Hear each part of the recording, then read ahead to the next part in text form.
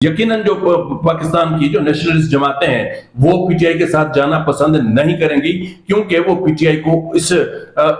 Level پر نہیں سمجھتی کہ جن کا جو بیانیہ ہے، اگر کل ان کے ساتھ آرمی چیف بات کرنے کے لیے ایک چھوٹا سا اشارہ دے دے تو یہ پی ٹی آئی سب کو چھوڑ کر چلی جائے گی۔ میں کیا کہوں کہ مولانا فضل الرحمان کو ان قریب، یہ میرا دعویٰ ہے کہ مولانا فضل الرحمان کو ان قریب پی ٹی آئی سے اتنا بڑا دھوکہ ملنے جا رہا ہے کہ مولانا فضل الرحمان کی یہ سوچ ہے کہ پی ٹی آئی کس طرح کسی کی پیٹھ میں چھرا گھونپتی ہے۔ اب ہم بات کر لیتے ہیں کہ پچھلے دنوں آپ نے دیکھا ہوگا کہ فیصل چودھری نے صحافیوں سے بات چیت کرتے ہوئے کہا کہ عمران خان نے کہا ہے کہ نیشنلسٹ جماعتوں سے رابطے کیے جائیں، اور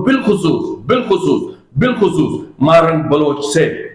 بلوچ یکجہتی کمیٹی کی جو اس وقت لیڈر ہے مارنگ بلوچ،